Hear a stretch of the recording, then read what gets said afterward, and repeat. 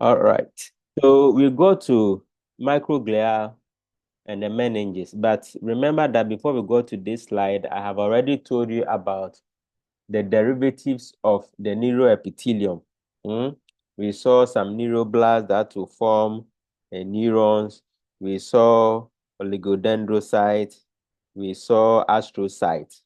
Okay, and then the pendamal portion of the neuroepithelium also, together with the choroid plexus, will help form what? Cerebrospinal fluid, which is CSF. So remember that. Now, if you are talking of the meninges, we are looking at the dura, pia, and then arachnoid. The dura is the outermost layer, followed by the pia and then arachnoid. And the pia and arachnoid together are known as leptomeninges. Until recently, they have also seen a fourth layer of the the meninges. So we now have 4 layers instead of 3. I want the class to look out for the layers that have been added. Okay. Okay. So you can see neural crest cells here helping in the formation of these pia and arachnoid matter, or the leptomeninges. So I told you about the function of the neural crest cells, that they can go anywhere. Now the CSF appear in the 5th week, okay, as early as the 5th week, by which time the woman who is even pregnant and not expecting a baby might just be waiting for a delayed menses, okay, will not even be aware. So CSF would have actually started. Okay, so let's look at how some of these glial cells behave. So you can see that this is an axon and this is a Schwann cell, and it's going to wrap around the axon continuously. So from A, B, C, D, E, you can see that the wrapping is ongoing. Okay, so that is the formation of myelin sheets around the axon.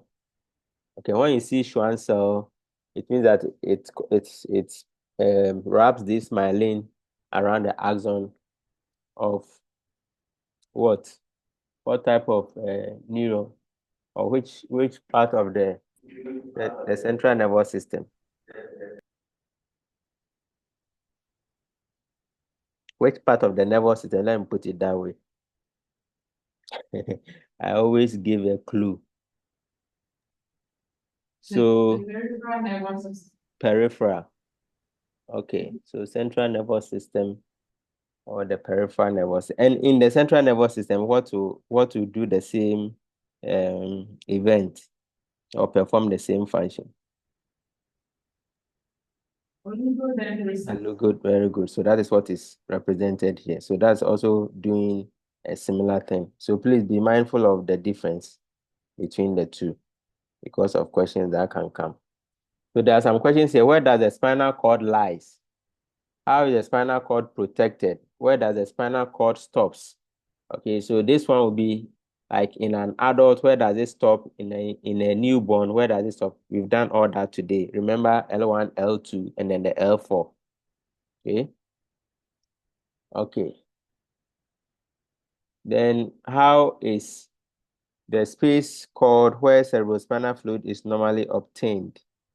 What's the name of the procedure and where is the best place to take CSF? So the answers are on the right. So how is the space called where the cerebrospinal fluid is normally obtained? That's a system. Then the process or procedure is lumbar puncture. Best place to take this CSF will be L3, L4. Okay. L3, L4. So that you not puncture the spinal cord with any needle. Once you go to L3, L4, it means that you've gone below the level that can actually get into the spinal cord itself. You go into the system, that is the space between the L3 and then L4. What is the lumbar system? Where does it end? What else ends there? How the cauda equina exists, what happens with the nerves and pia that come off from there. So all these are questions that you can brood on, okay? When I send you the notes, you can sit down and then navigate yourself around it. So now that we are finished with the development of the spinal cord, let's look at that of the brain. Remember that I told you that whatever is going on in the spinal cord, a similar thing is going on in the brain. To the extent that we compare the two, where we saw that the brain will have more larger what? Will have more, let me put it this way, it will have a larger ventricle or cavity compared to that of the small central canal of the spinal cord. So this is what is going on. And you should also remember that this will be happening at the most extreme cephalic region, the head region, because the spinal cord is supposed to be below. So you can see this arrow is pointing to what? Spinal cord. So that's what we've done, what was going on down here. Now we are looking at what is going on at the more proximal portion or the cephalic or cranial portion. So you have three spaces here, 1, 2, and 3. So that is forebrain, midbrain, and hindbrain. In the course of my lecture, I mentioned it, that even the space which is big in the brain is differential depending on which part of the brain you are looking at, whether it's the forebrain, midbrain, or the hindbrain. Those who are listening would have heard that. So that is the cavity and that's the wall. Remember that this wall is just the neural tube that's formed. Okay, and remember that this same wall, we saw it in the spinal cord where we said that is the what? Sulcus limitans and then the neuroepithelium. Okay, so the sulcus limitans would have been the innermost one for the spinal cord, which thickened, and later we saw the ala and basal plate. Then the forebrain will break into two. It will form telencephalon, which is this big paired space, and it will also form the diencephalon. And I want to point to you that anytime you hear anything like diencephalon, remember the thalamus. Okay. Then you also have mesencephalon, that's the midbrain, giving rise to the mesencephalon.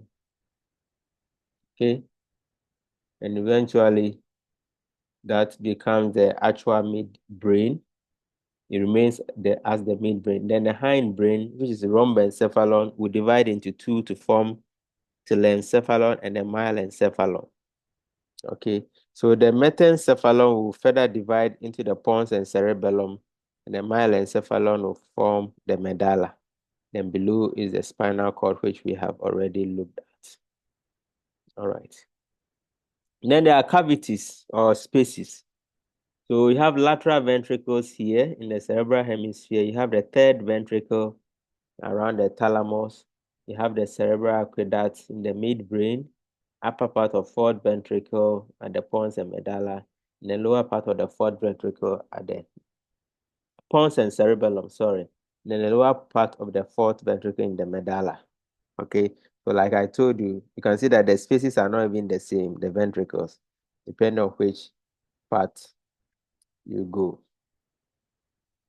Okay, so this is what is happening.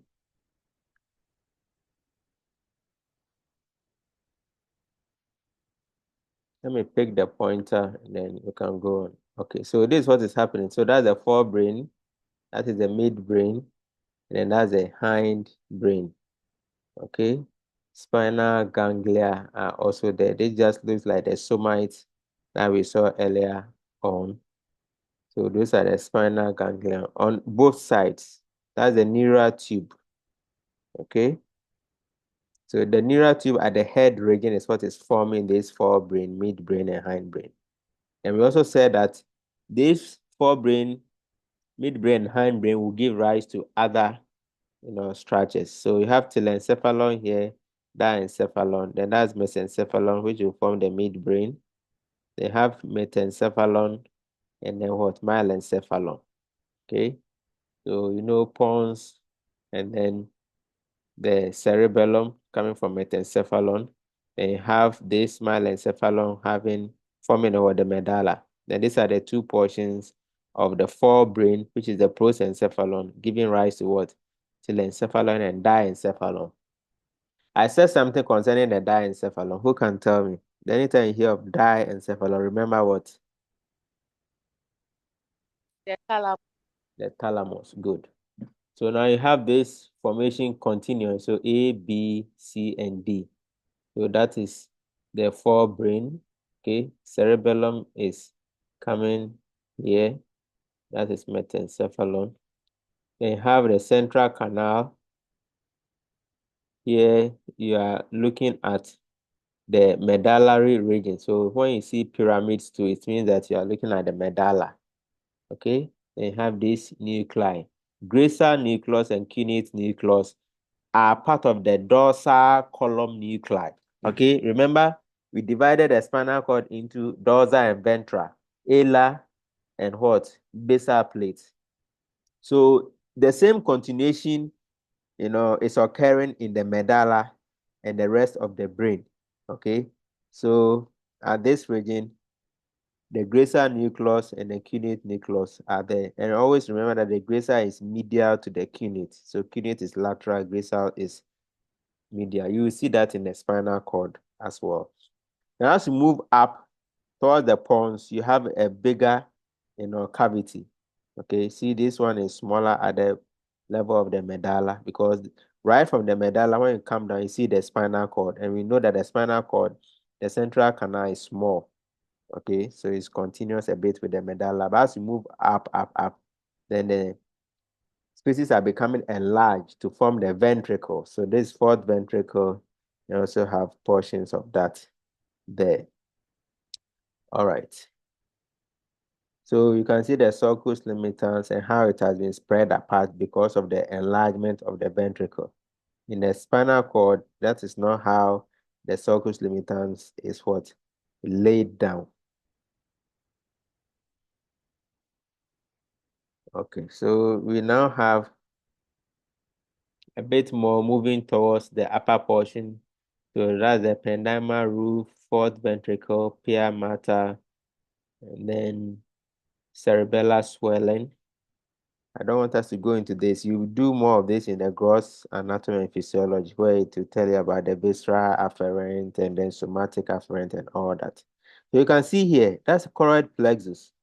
Okay, so choroid plexus together with the lining, which is the ependymal layer, okay, will help form the CSF. Okay, all right. So variations in growth of the brain. During the fourth month, the cerebral hemispheres, which is the telencephalon, begin to overgrow the other parts of the brain. So focus on the yellow portion. You see something is happening as you move down.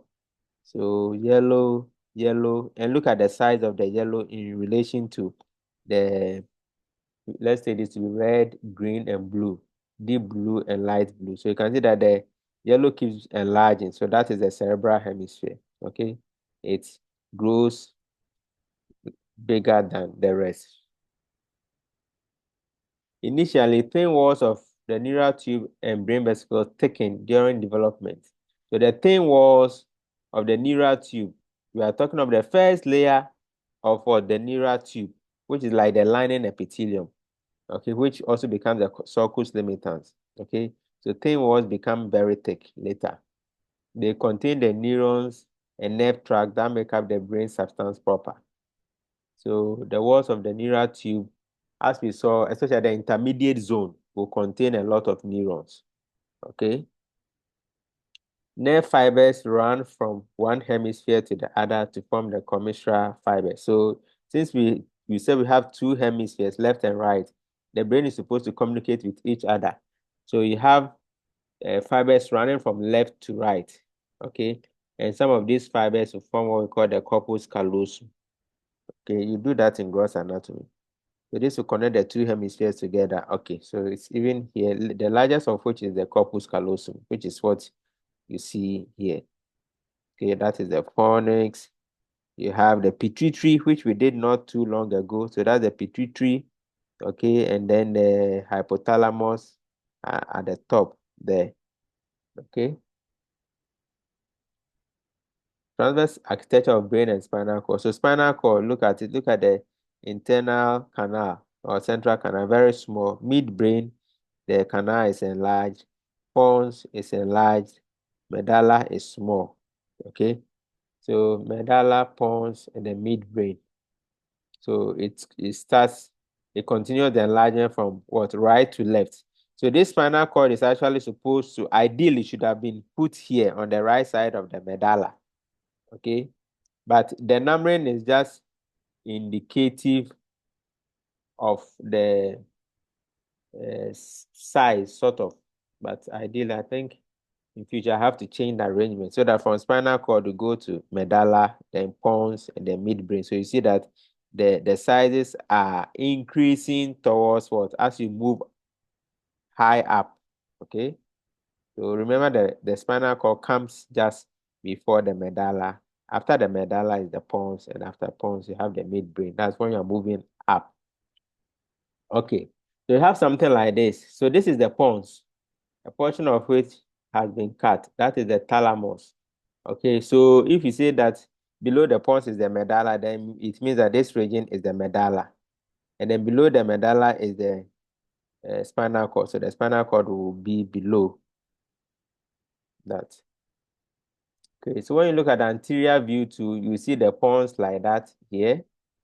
And then this will be the medulla. So these are some of the pyramids I told you about earlier on. Okay, so pyramid, all these are cranial nerves.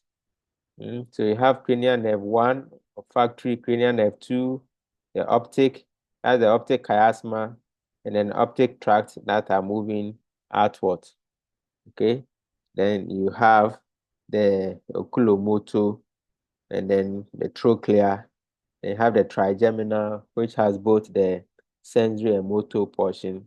It's 5. Then you have 6, 7, and 8, and all that going. These are the ventricles, okay, in the hemispheres, the two hemispheres.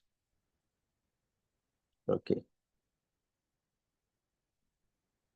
And then, so that will be two lateral hemispheres, 1 and 2. And this is the third ventricle, which is usually around the thalamus. That's the cerebral aqueduct, the channel through which the CSF will flow into the fourth ventricle. The fourth ventricle is usually related to the pons and then the cerebellum. Okay. All right. So that is what you have here. For the eye and its function with the brain, when the eye picks the information, it goes through the optic nerve, okay, and all the way to the visual centers, okay, to pass through some structures before it even gets to the primary visual cortex. So you learn about a lateral geniculate body, and the medial geniculate body, and the superior colliculus and inferior colliculus. Usually the superior colliculus is where the pathway, okay, goes through before it reaches the primary visual cortex. That is the cerebellum, okay. This is the superior colliculus, that's the inferior colliculus. And then obviously the pituitary is not showing, but that is the infundibulum of the pituitary. And that is the interthalamic adhesion of the thalamus. So this is the region of the thalamus. That is the fornix. That is the corpus callosum. Okay, you learn the parts in gross anatomy. It has a genu, it has a body, it has a splenum, and that is a cingulate gyrus. Okay, then you also talk of the primary sulcus. Okay, and then you talk of the primary motor cortex, and then the primary sensory cortex. Okay, pre-central gyrus, post-central gyrus, and all that. You learn that in gross anatomy. So that's the Broca's area and the Wernicke's area, which has got to do with the sensory speech and motor speech. Okay, sensory speech and motor speech. You should be able to look for the difference between the two. It means that not all speeches are audible or make sense. So you can make a sound, all right, but it may not make sense. Okay, so you have sensory speech and the motor speech. A baby who has been born can make a lot of noise, but it doesn't really make sense. The person is not really speaking any language for your understanding. Okay, so I'm giving you clues to motor speech and then sensory speech areas. So motor has to do with the tongue moving, vocal cords moving, and all that. Okay, so I told you anytime you hear anything diencephalon, remember the thalamus. So you can see that the thalamus is connected or related to diencephalon. That's the hypothalamus pituitary, the optic chiasma, and then you also have the midbrain, pons, and the medulla. Okay, then that's the cerebellum. The cerebellum always looks different. It looks like a tree with some leaves. Okay, very, very beautiful. All right. So what are some of the things that can go wrong? Once we are doing embryology, we always anticipate that some things can go wrong. So in the formation of the spinal cord, let's deal with that one first. Some things can go wrong. So we can have spinal bifida. So that is the spinal cord developing.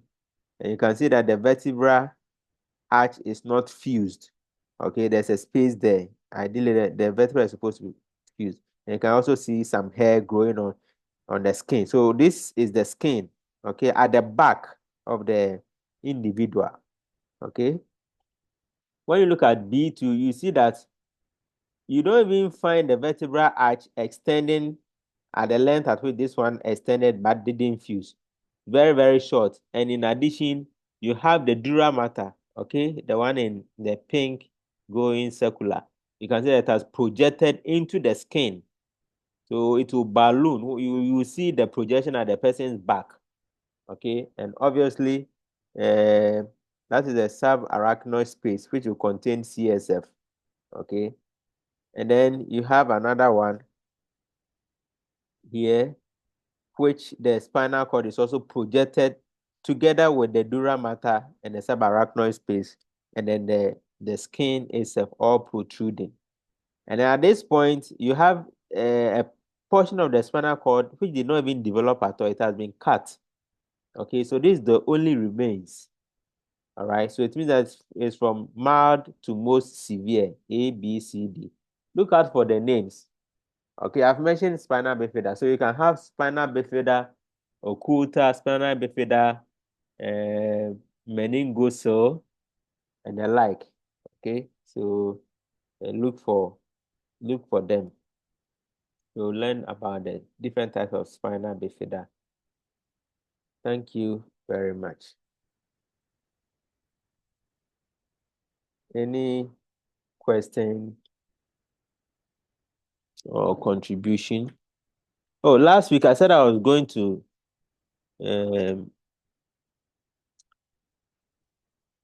just a moment.